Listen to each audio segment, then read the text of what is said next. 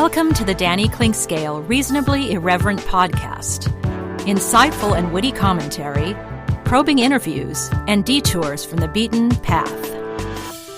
Welcome to Kansas City Profiles, presented by Easton Roofing. Today, we focus on Mike Swanson. Of course, last week, we reprised a February Kansas City Profiles with the Director of Communications, actually Vice President of Communications, let's be accurate, Vice President of Communications and Broadcasting for the Kansas City Royals. Most of that focus was on his time assisting legendary broadcasters as a statistician and a sidekick in some of the greatest broadcasts in the history of sports broadcasting, from Keith Jackson with college football to Monday Night Football and college basketball and so on and so forth. And just at the end of our first conversation, we're starting to see Mike turn into the world of baseball in a public relations role. And then that role, of course, included stints in San Diego as well as Arizona, a World Championship, a World Series appearance. But then around 2006, home came calling for Mike Swanson. So his life, which had gone from a great and storied time in broadcasting to working in the baseball world, now was going to turn to working in the baseball world in the town that he grew up.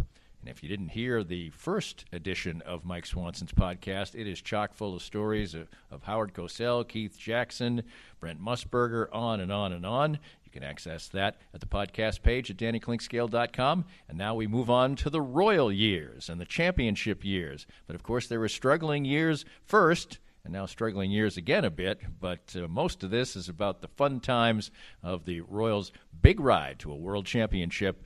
Mike Swanson, the Vice President of Communications and Broadcasting, a great storyteller, and we'll get some of those stories. We'll get lots of those stories, just like we did in Part 1. Coming up next, here on Kansas City Profiles, presented by Easton Roofing. We're here with Joe Spiker, the president of Easton Roofing. And Joe, you worked for other companies in the construction industry. What inspired you to start your own company in Easton Roofing? Well, you know, Danny, when you are working for somebody else, you oftentimes don't get to see the project through from beginning to end, and you don't get the final control over the customer experience. And I wanted to build a place where people can come and get work done on their house and not have to worry about being treated the wrong way, and get a good customer service experience start to finish. The company slogan is "Where Integrity Matters." Why is that so particularly important to you? Well, for us, what that means is treating each other with respect at work, treating our clients with respect, and making the right choice, especially when no one's looking. So when you're presented all the time as a contractor with choices that have to be made, are you going to make more money on this if you cut a corner? And we just wanted to make a place and a slogan that said to our people and to whoever is our customer, we're not going to do that. We're going to make the right choice regardless of profit. Easton Roofing, where integrity matters. Before you spend your time and money going after an MBA, ask yourself why. Is it so you can tell people you got your MBA? So you can add a line to your CV? So you can call it a CV instead of a resume? Truth is, any MBA will do that. On the other hand, if your goal is to learn how to successfully manage and grow a business with real-world insights from experienced professionals, well, consider getting your MBA from Park University. Our low student-to-teacher ratio gives you personalized attention, and our face-to-face and online classes offered in 8-week terms are designed with working professionals like you in mind. No wonder the Kansas City Business Journal ranks Park University as the top MBA program in the area. Classes begin June 10th at all 4 KC area locations: Parkville, Downtown, Independence, and Lenexa. Visit park.edu to get started. Sumner One is the company to make your office maximize efficiency. Their family of companies make up one of the largest independent dealers of office technology in the Midwest. They are proud to bring the best service and technology to top companies across the region. Sumner One can help your organization run more smoothly than ever. Sumner One printers, copiers, MFPs, managed print services, document management, infrastructure design, IT services, disaster recovery, and business continuity. Welcome to the one place where everything works. For more information, call Carl Little at 913-752-2256. Well, Mike, they say you can't come home again. Thomas Wolfe. Hey, a literary reference to start things off. But we talked earlier in the first part of this epic that we are doing, which is so much fun, about turning down the Cubs job and the fact that baseball then knew that maybe you were a bit of a free agent and the Royals came calling. And what were the positives? Maybe what were some of the negatives, if there were any, in thinking about coming back home and working for the hometown team? Well, as you know, somebody who's spent basically his entire adult life working in the game of baseball, you have, you follow your hometown team. I was fortunate enough in the 70s to work for my hometown team. And then, I knew that the franchise had struggled. So from a negative perspective, if there was one, was, do I want to leave a franchise that's struggling at the time, which was Arizona? We had just had a couple of years previously, we'd had a 111-loss season. But they'd had an ownership switch. And, I can actually deal with the wins and losses to a point. I mean, you want to be successful. You want your club to be successful when you do this. But if you're not having fun at work because, the other people at work aren't allowing you to enjoy it, it's time, maybe to move on or think about it. It's kind of where I was in Arizona. They never told me I had to leave. They told me I had a job forever. I was one of the original hires there. But as you mentioned with the Cubs job, at least the light bulb was on to maybe try something else or somewhere else. Well, when word got out that I had looked at the Cubs job, the Kansas City folks, Kevin Uhlich, via Tim Mead and Major League Baseball, some friends I had there, gave me a call to gauge my interest. And the only thing that I wanted to make sure of before I packed my wife and my then 7-year-old daughter up to move back to my hometown is, where's the franchise? So I made a couple of calls to some friends of mine in Atlanta because I'd never met Dayton Moore. And I'd known the name. If you work in a game long enough, you know other team scouting directors, you know other teams player development people. You just do, because more often than not, you've worked with somebody who's worked with them when you're around it this long. And I made a couple of phone calls, and Danny, the answer I got back from both calls was, "You have a chance to work with Dayton Moore? Jump on it. You're going to love him. He's business. I mean, he's going to dig in. He's business." But by golly, you take a chance. You got to go. So then, all of a sudden, the 100-loss seasons that you had been reading about and hearing about from afar, and anything else that you may have heard about the Royals franchise kind of went out the window. Right. And so it really didn't take that much for me to make the decision. I think we touched on it, but my mom and dad had both passed in the 90s, and they were living here in Kansas City, had for a very, very long time. And I'm not going to sit here and try to tell you I'm the most religious person in the world. I'm not anti-religion by any stretch, but some things, the old line, things happen for a reason.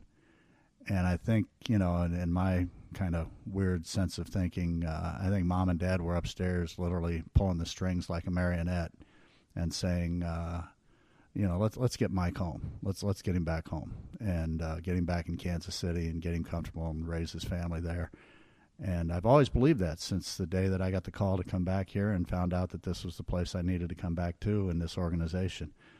And so I came. I met with Dayton Moore. The negotiations took all of about 3 minutes for me to come here. Kevin Uhlich called me. I was actually buying some gift cards at a Best Buy for my staff in Arizona, and I looked at my phone, and it was an 816 number. I took the call. It was Kevin. I asked if I could call him back when I got in the car at least. Yeah, sure. And it was just before Christmas. Heard that I had, talked to the Cubs, and he offered me this role. And I said, well, when do you want me to come in and interview? He goes, do you want the job? I said, well, I got a couple of women at home I have to talk this over with, because my 7-year-old knew nothing but, she's one of the few Arizona natives that I've ever met. Nobody's from Phoenix. Everybody moves there, but she was actually born there. I seem to forget that sometimes too. My wife wasn't from there, and so we talked about it, and right after the first of the year, made the move. Well, you said before that losses and wins and losses can be tossed out the window because Dayton Moore was the person you were following, and you heard so many good things about him, but the first 3 or 4 years, of course, were very rough. Was there ever any buyer's remorse or thoughts about regrets during that particular time? Well, it never came to that point, obviously. The only thing you worry about in our sport, and you know what, I'm not singling out baseball. I'm going to guess it's like this in all four major sports and in colleges too. If you go to work at a franchise that you pseudo-followed somebody, like in Dayton Moore's case, if Dayton Moore's brought in to turn the franchise around and you take the job based on that knowledge, the only fear factor you really have is when the losing continues, how long will ownership allow him to continue to do the job? Because I've been through general manager changes, and there's some wrought nerves, when that happens. Because, one of the things you have to do in my role is you get close with the general manager, you get close with the player development people, and you get close with the manager, and you work tight with the players. Now, players come and go. I mean, be it free agency, trades, releases, what have you, players come and go. But managers, for the most part, is a stable situation, at least for a while. General manager's a little more stable situation, and same with player development. And so you get comfortable with these people, and then change is made, and you don't know, as the PR guy or VP of PR or whatever, if you've gotten too close to the previous regime or if you're just good enough at your job where they keep you around. And for the most part, I've been good enough at the job, knock wood, and that's my one brag note, I guess. But I've been good enough at it where I've been allowed to keep the job. And that's what, I don't feel like when I do this, I work with people, not necessarily for them. Now, I work for ownership, and I will always work and support ownership. But I work with people, and if they're interchangeable parts, you continue to work with them. You make your adjustments. They adjust to you in some cases because of the way I like to do things, and for most part, it works. If something changes, then we make alterations. I'm never so dug in with my heels that I can't learn something, even at my advanced age. You can always learn something, especially with where technology is these days.